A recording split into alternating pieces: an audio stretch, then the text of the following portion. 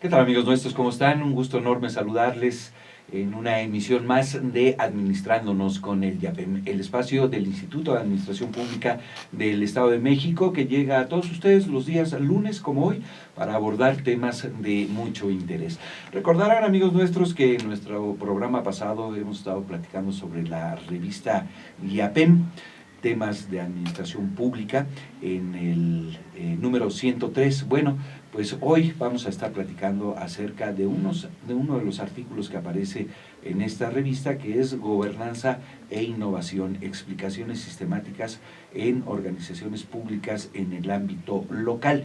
Y de lo que vamos a estar hablando básicamente es sobre las innovaciones que se hacen, cómo hacerlas, por qué fracasan, cuáles son los retos que tenemos en torno a la innovación, desde entender la palabra en sí hasta todo lo que significa pues generar innovación en un programa, en un proyecto, en todo lo que tiene que ver con la administración pública. Así que pues les invitamos a que se queden con nosotros. Para ello vamos a platicar con el maestro Mario Edgar Gómez Sánchez, quien es maestro en Administración Pública y Gobierno, docente de asignatura en la Facultad de Ciencias Políticas y Sociales de la Universidad Autónoma del Estado de México. Muchísimas gracias por estar con nosotros. Muchas gracias por la invitación.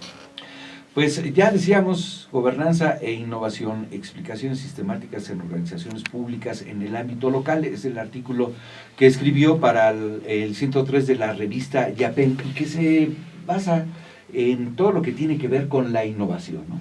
Así es, principalmente cómo debemos entender la innovación a partir del cambio organizacional y cómo ese cambio organizacional afecta la dinámica organizacional, el entorno, a la sociedad, y si verdaderamente ese cambio puede llamarse innovador. Hace años las innovaciones eran extrañas, ¿no? De hecho la palabra como que nos parecía ajena, ¿no? Innovación, pues, requieres un cambio, hasta utilizábamos el ajuste de tuercas, ¿no? Pero innovación no lo veíamos como algo factible, pensábamos que lo establecido ya estaba bien hecho. Viene una época de cambios vertiginosos, de retos, de mayores dificultades y logísticas, ¿no? Para la atención de la población, y entonces ya surge la innovación, ¿no? Pero sí. ¿Desde cuándo empieza todo esto? Esto comienza a partir del momento en que las organizaciones se ven en la necesidad de transformarse. Luhmann afirma que toda organización siempre está obligada a cambiar, y dentro de ese cambio obligada a innovar. ¿Por qué? Porque la sociedad se transforma, evoluciona y por supuesto requiere nuevas situaciones de las organizaciones, entendiendo a las organizaciones como aquel aparato, aquella forma de estructuración administrativa, de personas, de reglas, de principios que satisfacen las necesidades de la población. Toda política pública va a buscar resolver los problemas sociales a través de las organizaciones, con soluciones organizacionales. En ello radica la importancia de las mismas. Entonces, como la sociedad va evolucionando, las organizaciones se ven obligadas a responder a esa transformación. Y muchas ocasiones no están listas para ello. No tienen el personal técnico preparado, no tienen la experiencia para transformarse, inclusive los recursos, que bueno, con eso todas las organizaciones se enfrentan a ese problema. Y la reticencia, ¿no? Exacto. Bajo esos principios, pues todas las organizaciones se enfrentan diferentes problemas. Y los problemas principales radican en la poca satisfacción de la sociedad respecto a las respuestas que dan las organizaciones. Es por eso que en México se introdujeron desde los 90 distintas estrategias del extranjero, con la esperanza de que fueran suficientes para resolver los problemas públicos. Todas estas corrientes de la nueva gestión pública resultaron en muchos casos benéficas, pero en otros resultaban en un despilfarro de recursos. Entonces, tanto la sociedad como las mismas organizaciones pues perdieron la esperanza en estas estrategias innovadoras. Uno de las investigaciones que dio pie a este artículo fue que se hizo un análisis, yo mismo lo dirigí, un análisis sobre una reingeniería en una organización pública que fue la Junta de Caminos del Estado de México. Se instrumentó una reingeniería, a pesar de que eso fue hace 4 años, y las reingenierías en México ya se consideraban fracasadas, que no funcionaban. Sin embargo, esa fue exitosa. Y de ahí parten todas estas investigaciones buscando el enfoque teórico para poder encontrar qué fue lo que pasó, por qué salió bien. Se intentaron reingenierías después que resultaron exitosas, y el asunto fue la implementación. el error que hemos cometido en México es tratar de adaptar tanto enfoques teóricos como estrategias extranjeras a nosotros sin darles pues ese tinte, ese matiz a la mexicana, ¿no? O sea, se escucha muy coloquial el término, sin embargo darle el enfoque a partir de las experiencias mexicanas nos da una naturaleza distinta en la implementación y un resultado diferente. Claro, claro, porque bueno, pues son sociedades diferentes, ¿no? Son sistemas de trabajar muy diferentes, incluso creencias. Culturalmente somos muy... Cuando hablamos de innovación, muchas veces, y hay que decirlo, ¿no? Los mexicanos le tenemos miedo a la innovación, le tenemos miedo al cambio, somos muy reticentes, ¿no? Desde el que lo está generando hasta el que lo va a recibir, ¿no? ¿Cuántas veces no hemos visto esta resistencia al cambio en algo tan simple como coloca el bote de basura aquí, colócalo acá, ¿no? Se genera un gran conflicto, ¿no? Entonces, en ese sentido, de pronto, como que somos muy inmaduros en esta parte. En cierta forma, sí, justo acabas de utilizar los términos más importantes para la innovación, que es, para que haya innovación debe haber cambio. Y el peor enemigo del cambio es la resistencia al cambio.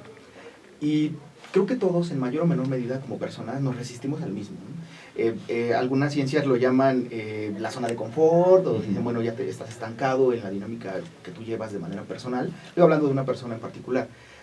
Siempre tenemos, en mayor o menor medida, la situación de resistirnos a cambiar.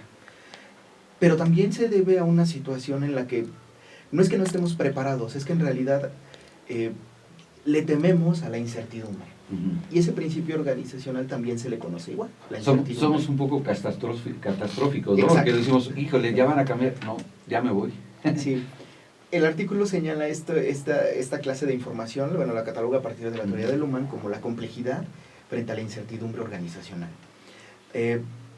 Muchas corrientes de pensamiento organizacional afirman que las organizaciones deben ser tan estructuradas que no permitan que las situaciones externas las dañen, pero Luhmann dice que no. Y es el autor central del artículo. Luhmann dice que todas las organizaciones, como los seres humanos, deben estar preparadas para cualquier cambio que llegue. Como ser humano debes estar siempre preparado para quedarte sin empleo, siempre preparado para terminar tu relación amorosa, siempre preparado para cualquier cambio que llegue, y de una u otra forma, nunca lo vas a esperar, nunca vas a estar listo, pero vas a tener las herramientas necesarias para responder correctamente a ese cambio. Y las organizaciones funcionan exactamente igual. Un cambio de administración, un recorte presupuestal, probablemente hasta el despido de trabajadores que resultaban indispensables. Sin embargo, al abandonar a esos trabajadores, al darles las gracias, llegan nuevos que no conocen los procedimientos y entorpecen el desarrollo de la organización. Todas esas situaciones de incertidumbre ponen a las organizaciones ante nuevos retos. Esos nuevos retos son áreas de oportunidad si las organizaciones tuvieran las experiencias suficientes para poder responder al entorno, para poder responder a la complejidad, o como en las ciencias lo llaman la entropía, ¿no? Esa situación de cambio que a veces no estás preparado, pero siempre va a estar allí. Y a veces el cambio te rebasa, ¿no? Aunque no estés preparado y de pronto ya te quedaste marginado sin saber cómo. Exacto, y justo es ese dilema el que siempre enfrentan las organizaciones. El problema que en lo particular lo encuentro, probablemente muchas personas estén en desacuerdo con esto, es que en el pensamiento administrativo se han orientado las investigaciones hacia cosas que las organizaciones podrían hacer. Y dejamos atrás cómo resolvemos los problemas actuales de las organizaciones, cómo corregimos.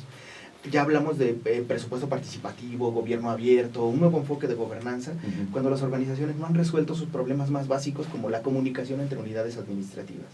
Por poner un ejemplo, a lo mejor aquí es radio y pueden tener un problema muy frecuente con los de televisión. Y eso es un problema organizacional, y que las personas que forman parte de ambas unidades administrativas no tengan contacto, incluso sean competitivas, pero de manera negativa, eso daña a la organización. Y si las organizaciones no han comenzado a tratar de resolver esos problemas internos que tienen de comunicación entre las áreas, o entre sus mismos integrantes, ¿no? Que todavía es un escenario más difícil de resolver. Haciendo un pequeño paréntesis, no solo en las instituciones públicas, ¿no? En la administración privada, de pronto tú llegas reclamando un servicio, dices, oye, me están cobrando tal, entonces, no, bueno, es que eso es la empresa, ¿no? Dices, entonces, ¿dónde está el compromiso él es la empresa, ¿no? Y eso nos sucede como que de pronto, cuando nos conviene, sí, formamos parte de la organización, cuando no nos conviene, formamos no formamos parte de la organización, pues, somos igual de castigados que ustedes, ¿no? Y entonces eso es comunicación, eso es falta de visión, de misión, de todo lo que tiene que ver con un aspecto de relación entre uno y otro, ¿no? Exacto. Y justo un ejemplo de cambio organizacional que resultó exitoso fue una reestructuración que se hizo hace bastantes años, que fue bueno, que investigo en otro artículo. Un caso muy particular que ocurrió en el Instituto Materno Infantil. Cuando este organismo se crea, pertenecía al DIFEM. Y cuando este organismo se crea, se diseñó una estrategia de cambio que tuvo unos efectos interesantes. Pero lo que vale la pena mencionar a propósito de lo que comentas es que llegó de una forma inusual. La decisión se toma en la parte directiva de la organización de crear este nuevo instituto y se comenzó a hacer partícipes a los integrantes de la base de la estructura, es decir, al personal operativo. Médicos, enfermeras, secretarias, auxiliares administrativos, técnicos y demás personal que tiene o contacto directo con los ciudadanos o en su defecto que tienen la parte adjetiva para apoyar a las unidades sustantivas. Y al tener la participación de estas personas, los cambios se dieron de abajo hacia arriba, ¿no? Es una estrategia que puede ser de abajo hacia arriba o de arriba hacia abajo, que es top-down o bottom-up. Bueno, en este caso fue de abajo hacia arriba y se fue consensando hacia arriba, hacia jefes de departamentos, luego subdirectores, luego directores de área, hasta llegar a la dirección general. Y el cambio fue muy rápido, fue favorable y el instituto pues sigue funcionando. Ya no funciona como en ese momento, ¿no? Ha tenido sus cambios. Sin embargo, esos son unos de los ejemplos que logran validar este postulado, ¿no? O sea, si tú tienes en cuenta el personal, aunque no hagas cambios, simplemente la armonía y la respuesta de la organización para con la sociedad es satisfactoria. Porque tienes trabajadores contentos, que el llamado ponte la camiseta de la organización, se da si tú tienes a un trabajador satisfecho, que se siente a gusto con su trabajo, que siente que lo que hace es congruente con lo que gana, que su creatividad es tomada en cuenta, que su experiencia es tomada en cuenta. Uno de los grandes problemas que se traduce en resistencia al cambio es que los trabajadores que tienen más experiencia en las organizaciones a veces hasta son tachados de no, ya como lleva tantos años él se va a resistir. En realidad no.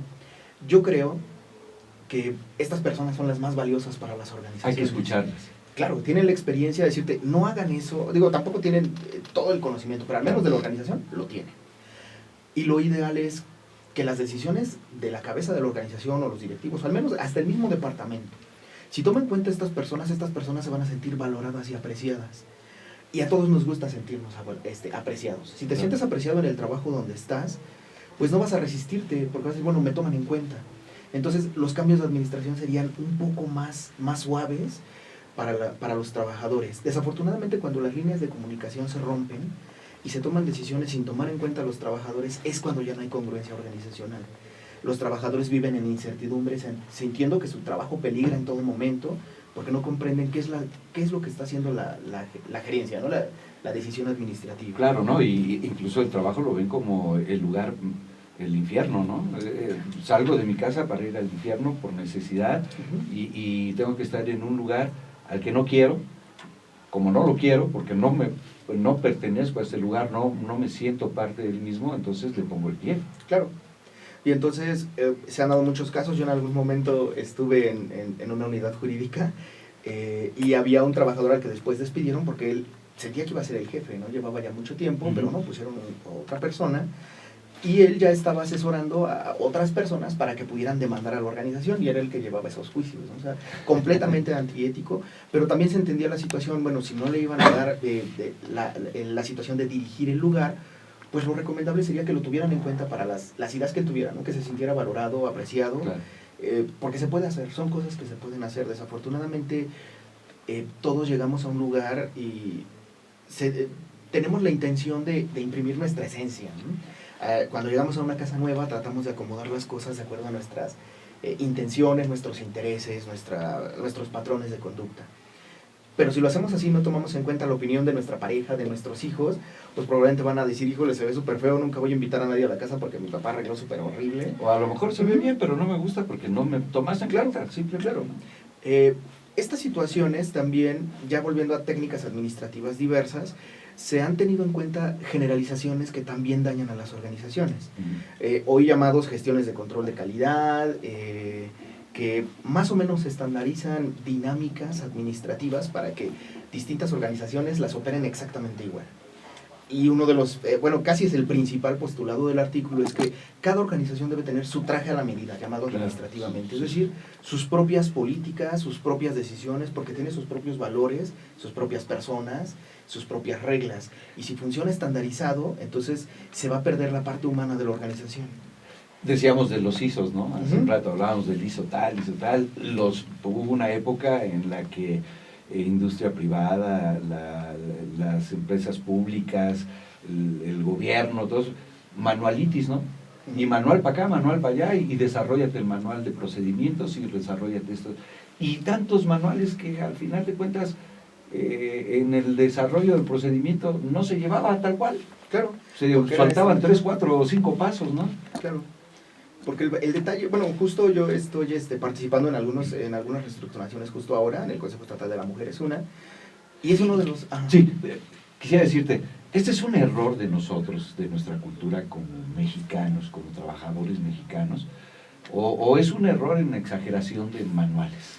En realidad los manuales son una herramienta útil, bastante útil, siempre y cuando sean hechos de la forma correcta. Si son manuales de escritorio, como la mayoría que yo he visto que se hacen, claramente no van a funcionar porque de 30 puntos que tenga cada área, solamente van a ser operables 7. Todos los demás son inventados, nada más porque es lo que debería hacer el área según otros manuales, ¿no? Sí, porque también requiere inversión, también Claro. requiere, todo proceso, todo paso requiere una medición de tiempo y dinero, ¿no? Claro.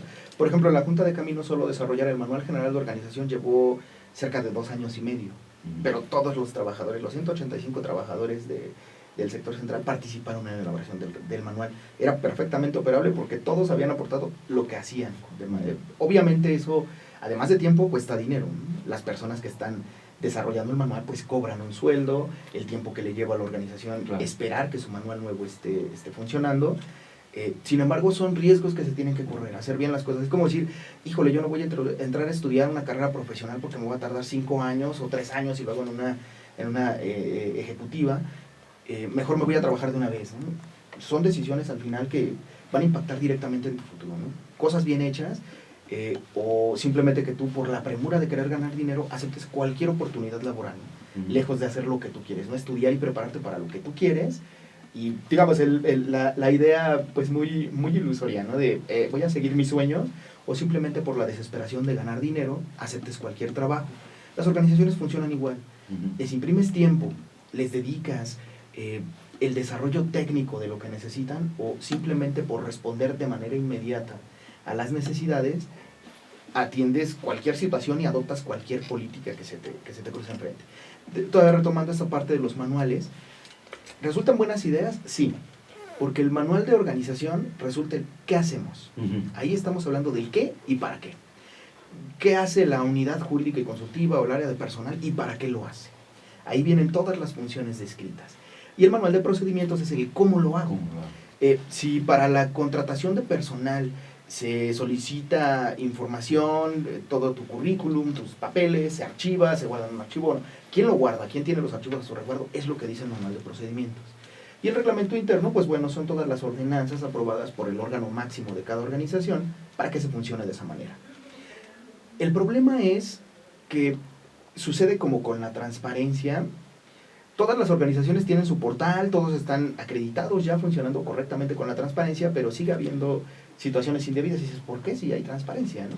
Es lo mismo, son situaciones mal instrumentadas, mal empleadas, que de una u otra manera, por no tener los conocimientos técnicos suficientes y la paciencia para que operen correctamente, es que se han dañado estas situaciones y las organizaciones todavía se vuelven más vulnerables. Tratamos de instrumentar cada vez innovaciones, mal llamadas innovaciones, ese cambio organizacional para que la organización no está listo. Cuando todavía no lográbamos superar el modelo de Weber, ¿no? El modelo burocrático, jerarquizado, dándole orden a las organizaciones, todavía no teníamos orden y ya queríamos meter nuevas ideas, cuando ni siquiera nuestro personal estaba plenamente capacitado para desarrollar su trabajo, solo su trabajo específico. Incluso hay personas que todavía no lo saben hacer correctamente y llevan varios años en el mismo lugar, porque simplemente se encasillaron, yo me voy a quedar con este pedacito y todo lo demás no lo sé porque no me interesa y no lo quiero instrumentar. Y porque además nunca leyeron el manual, Exacto. Ni el de procedimientos, ni el otro, Y los capacitaron todavía. Y bueno, muchas veces cuando llegas y tienes nuevo trabajo, este es tu escritorio, ¿Y cómo va surgiendo? Pues ahí te van diciendo, hazte un memorándum, hazte esto, oye, investigate esto. Pues en realidad no se sabe, ¿no? Esa es Exacto. una falta de comunicación Claro. muy, muy real, ¿no? Yo he escuchado muchas personas que les he dado charlas respecto a liderazgo en las organizaciones o capacidad directiva, cómo instrumentamos de manera equivocada las decisiones.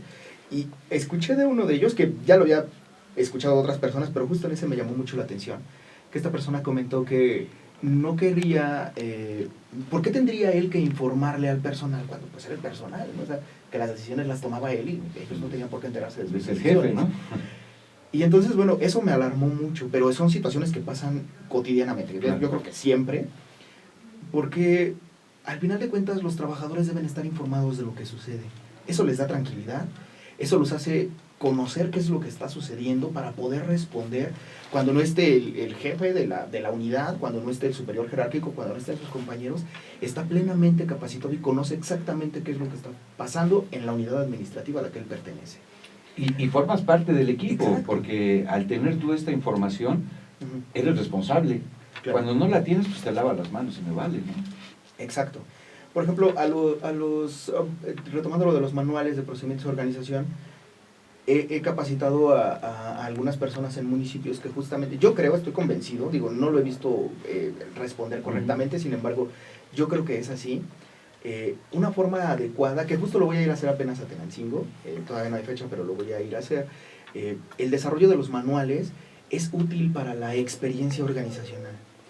Todo lo que ha aprendido la organización, si se hace correctamente, si no es un manual robado de otra organización similar, sino uno hecho a la medida, es una buena experiencia que se transmite a las nuevas administraciones. Y no se pierde ya todo el año que les toma aprender a funcionar, a tratar de conocer cómo está el ayuntamiento, sino Claro. que ya tienen la experiencia previa. Desafortunadamente hay egoísmo también, deciden no transmitir ese conocimiento para no facilitarle el camino a la administración que va a llegar, ¿no? Sí. Entonces, de una u otra manera, pues es la participación de los trabajadores, la participación de los directivos y por supuesto el interés del ciudadano, ¿no? Para que Claro. las organizaciones funcionen correctamente, y creo que vamos a remediar muchos problemas, ¿no? No pensar ya tan adelante en cómo vamos a funcionar dentro de 10 años, o hay que instrumentar nuevas estrategias, no, hay que corregir los errores que ya tenemos, y yo creo que si empezamos por eso, vamos a funcionar bastante mejor. Sí, seguramente que así va a ser y tendremos pues instituciones más fortalecidas y más exitosas, ¿no? Sí, Yo les invito, amigos nuestros, a que se acerquen a este artículo de la revista del IAPEM, el número 103, Gobernanza e Innovación, explicaciones sistemáticas en organizaciones públicas en el ámbito local, porque como lo hemos visto a través de esta exposición que nos da el maestro Mario Edgar Gómez, que es el autor de este artículo, pues es algo para todos, absolutamente para todos quienes formamos parte de organizaciones públicas o incluso organizaciones privadas, ¿no? Y toda forma de organización. A mis alumnos siempre les digo, sin darnos cuenta, hay algunos autores que dicen, desde el momento en que nacemos, ya estamos involucrados con las organizaciones. Desde que naces en una organización. Así. Y toda forma de organización siempre está involucrada en nosotros. Hasta cuando nos organizamos para exponer clase en un equipo, es una organización. Entonces, Y dicen que los mexicanos no somos muy buenos en equipo. y cuidado, sí. Es lo que dicen, ¿no? Pero pues organizándonos, seguramente que sí, ¿no? Seguramente así será. Muchísimas gracias, maestro Mario Edgar Gómez Sánchez, por haber estado con nosotros Gracias aquí a en ustedes el por la programa del invitación. IAPEM. Gracias a todos ustedes, amigos nuestros, por habernos acompañado. Nos despedimos. Evelyn Clavel en la coordinación general de este espacio, Francisco Díaz en la producción, nuestro compañero Pablo Andrés II en el audio y video, y en este micrófono Raúl Cruz. Hasta el próximo lunes.